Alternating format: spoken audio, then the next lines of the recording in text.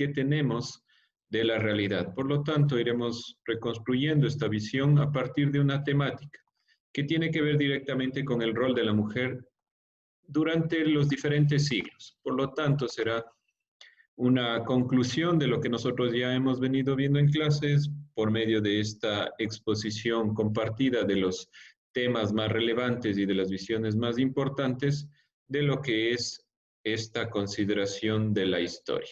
Entonces, muchas gracias por estar aquí. Vamos con la consideración de la Casa Abierta de Historia y vamos rescatando algunas de las posturas más relevantes. Comencemos. Ya, buenos días con todos. Vamos a hablar sobre los roles de la mujer en el siglo XVIII, XIX y actualmente. Yo soy una mujer del siglo XVIII, soy una mujer noble a pesar de las riquezas y el poder que pudiera poseer. No dejo de ser pertenencia de mi padre, de mi marido, de mi hijo, o como moneda de intercambio en matrimonios de conveniencia política, estratégica o económica, que al final solo vienen a favorecer a uno u otro hombre. La vida de la mujer campesina es mucho más difícil, ya que se encarga de la casa, de la educación de los hijos, la limpieza, y en muchas ocasiones además trabaja fuera del hogar, en el negocio familiar, como servicio doméstico en otra casa. Esta marginación fue el motivo principal del pensamiento feminista que se desarrolla más adelante con la Declaración de los Derechos de la Mujer y la Ciudadana, escrito en 1791 por Olympie de Jouges, como respuesta al Manifiesto a los Derechos del Hombre y Ciudadano, redactado tras la Revolución Francesa. El modelo Rousseau trata sobre la educación de la mujer en ser agradable al hombre como mujer o esposa que a la vez estima necesaria, considerando que complementa al hombre. Mary Wollstonecraft luchó por la educación de las mujeres, pero también defendió en cambio en el matrimonio y la inclusión del sexo femenino y en la vida política. Lo que hace Mary Wollstonecraft es arengar a todas las mujeres para no conformarse con el papel secundario que algunos hombres le reservan en la sociedad. Las anima a luchar por su dignidad, su educación y a reflexionar hasta comprender que todo esto es necesario para el progreso de la sociedad. El movimiento feminista no se hubiera dado sin la publicación de textos como la Declaración de los Derechos de la Mujer y la Vindicación de los Derechos de la Mujer, escrito en 1792 por Mary Wollstonecraft. Ambas consiguieron con el tiempo que comenzaran a ver como caducos y ridículos los anticuados sistemas de educación. Les voy a hablar sobre tres escritores. Jean-Jacques Rousseau fue un escritor, filósofo, botánico, naturalista y música de la Ilustración que, a pesar de las profundas contradicciones que lo separaron de los principales representantes del movimiento. Olympie de Gouges, escritora y heroína francesa que reivindicó la igualdad de los derechos entre los hombres y las mujeres en el marco de la Revolución Francesa, por lo que es considerada una precursora del moderno feminismo. Mary Wollstonecraft fue una escritora y filósofa inglesa que publicó su libro La Vindicación de los Derechos Humanos de la Mujer, que luchó por la educación de la mujer y que ellas puedan luchar por sus derechos. Muchas gracias.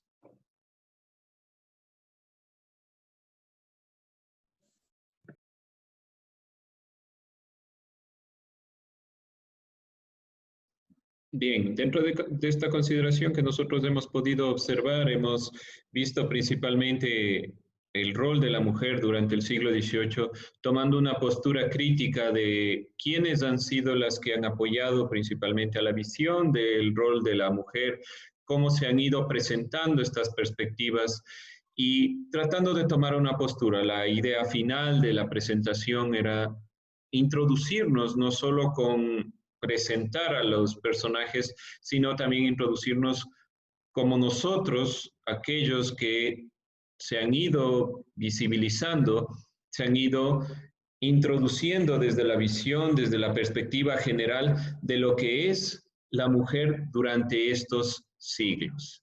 Vamos entonces a continuar con la visión siguiente de la perspectiva de lo que es el rol de la mujer.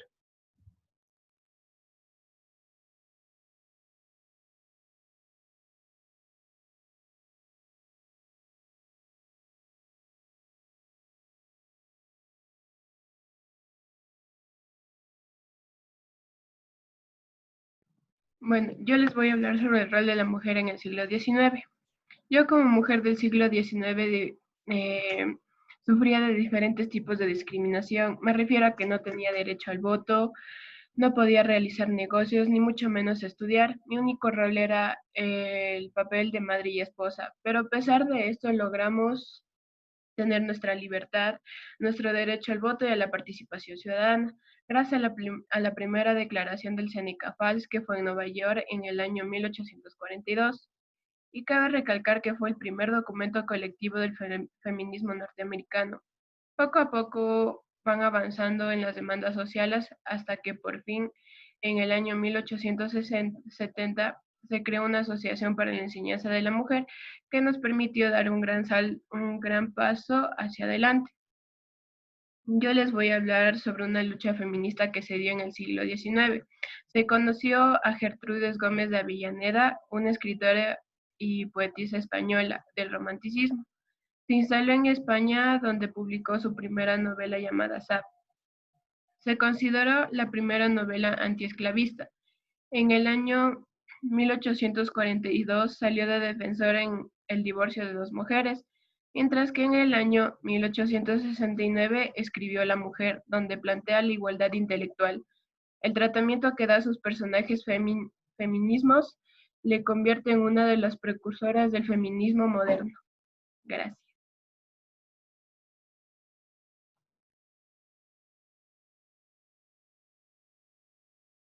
Buenos días, yo les voy a hablar sobre el rol de la mujer en el siglo XX. Yo soy una mujer del siglo XX que a principios de este siglo aún estaba destinada para las tareas del hogar, aunque, como se pudo escuchar, en el siglo pasado ya se intentan dar cambios sobre nuestra ciudadanía y nuestros derechos, pero no son para todas las mujeres. ¿Cómo empezamos nosotros a trabajar? Con la llegada de la Primera Guerra Mundial, todas las mujeres nos vimos en la obligación de ir a las fábricas a ocupar los puestos de nuestros maridos, padres o hermanos que estaban en la guerra. También se llega a dar un avance en la literatura. Algunas de las obras escritas por mujeres no eran muy aceptadas en la época. Como ejemplo, tenemos a Virginia Woolf, que en su ensayo titulado Una habitación propia, de 1929, destaca las dificultades que tienen las mujeres escritoras en este ámbito dominado por los hombres. Y también tenemos a la escritora Gabriela Mistral, que ella llegó a ganar el Premio Nobel en la literatura en 1945. Con la llegada de la Segunda Guerra Mundial, las mujeres nos vemos más aceptadas aún, ya que podemos estar en el frente de la guerra, como soldados o como enfermeras. En este ámbito destaca la famosa francotiradora rusa, que llegó a matar a 309 alemanes. En la moda también se llega a dar un cambio.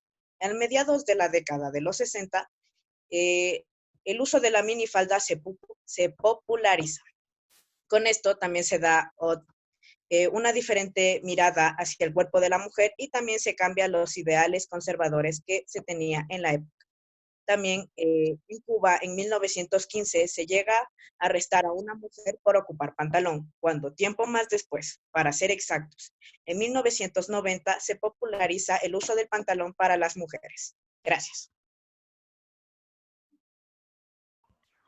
Ok, como podemos ver, el rol de la mujer ha tenido muchos cambios, pero no ha sido un proceso sencillo, puesto que si empezamos por el siglo XVIII, vemos que el machismo, la idea machista está fundamentada desde la iglesia, viendo a la mujer como imagen del pecado. Ella debía redimirse y pagar por el pecado con el que ella nacía. Ya que la iglesia era la encargada del poder, todo lo que se imponga sería lo correcto. Era su forma de mantener a los hombres en el poder, y el hecho de no brindar educación a las mujeres les aseguraba de mantener así su modelo social. Pero para el siglo XIX todo esto ya empezaría a cambiar, puesto que ya en algunos países ciertas mujeres tenían acceso al voto y a la educación. Sería esto principalmente lo que brindaría las luchas y las revoluciones feministas en el siglo XX, ya que ellas conocían su realidad y podían luchar por sus derechos. Pero son en la actualidad resguardados los derechos de la mujer. ¿Podemos decir que realmente hemos generado un cambio como sociedad? Gracias. Bien, lo que podemos realmente nosotros evidenciar en este rápido proceso que se ha evidenciado en los roles que la mujer ha tenido y va teniendo conforme se va cambiando la perspectiva histórica de lo que ha sucedido dentro de la visión general de lo que es la consideración de acceso a derechos, la consideración de lo que nosotros hemos también en clase venido observando desde la época de los griegos, desde la civilización como tal, donde se han ido inmiscuyendo e insertando la visión de la mujer, es una preocupación constante. Vemos muchos procesos de cambio, lo recalcamos también en la consideración de filosofía y ciudadanía como la construcción de esa visión general del mundo, pero nos falta mucho por avanzar si queremos que estos procesos cambien. No hablamos solo de las consideraciones de la mujer, aun cuando el tema principal de esta Casa Abierta es de ese punto. En general es toda la perspectiva de la sociedad que ha sido relegada a ciertas consideraciones. Les agradezco primeramente por haber participado dentro de esta consideración. Nos falta un poco de tiempo para poder inmiscuirnos un poco más, pero la perspectiva general está planteada en identificarnos con estos procesos históricos, que no es el simple hecho de hablar de representantes que son muy importantes para tomar en cuenta, pero es mucho más importante desde nuestro punto de vista entender cómo en los cambios sociales se va dando lo que nosotros llamamos historia. La historia no es una consideración solo de fechas. Han planteado fechas importantes, puntos relevantes, pero ¿dónde está realmente? ¿Quién realmente hace la historia o quién hace de que la historia, eso importante de analizar y preguntarnos? Somos nosotros somos seres históricos, somos seres que cambiamos, que no permanecemos en el tiempo, que siempre estamos analizando y pensando sobre el porvenir, sobre el cambio y sobre las diferentes ideas que van generándose a partir de las perspectivas conjuntas que conforman lo que es la historia. ¿Por qué es importante entonces analizar, por ejemplo, lo que es la historia? Ustedes han visto rápidamente en esta Casa Abierta los roles que han cumplido las mujeres dependiendo de los siglos. Pero más allá de estas reivindicaciones sociales, realmente podemos decir que hemos llegado a una equidad de género, a una equidad, a una igualdad en el sentido de inclusión de derechos. Hemos dado un paso. Parece que estos pasos desde el siglo XVIII han sido grandes. En realidad son pequeños pasos dentro de la humanidad que van generando procesos. Los procesos de cambio a nivel de los seres humanos toman tiempo. Por lo tanto, la reflexión que han hecho las compañeras desde el punto de vista de plantearse, yo soy aquel que representa una época e intento plantear la postura de que la realidad puede ser diferente, porque ha habido personajes que lo han hecho. Cada uno de nosotros hacemos el cambio mientras nos conformamos en la historia. Por lo tanto, en estas materias, en filosofía, en ciudadanía, en historia, el planteamiento de la sociedad es un planteamiento de nosotros, es un planteamiento de el pueblo, de nosotros como sociedad.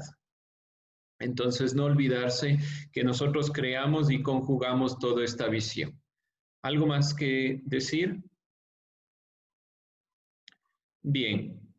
Muchas gracias, estudiantes. En general, esta es nuestra última presentación de estudios sociales de la Casa Abierta de lo que es historia, pero en general de las tres materias. Hemos tenido un planteamiento rápido de posturas, de tomar conciencia de ciertos aspectos que tal vez hacen falta. Hay cosas que nosotros nos aprendemos de memoria, que tomamos en cuenta todo el tiempo que estamos utilizándolo, pero en estas materias aprendemos a reflexionar, a criticar, a dar un punto de vista, a mirar que la historia no es solo esa materia abstracta que se plantea desde una fecha y que tengo que aprendérmela como tal y plantearla y escribirla, sino que es el relacionarme con esa época.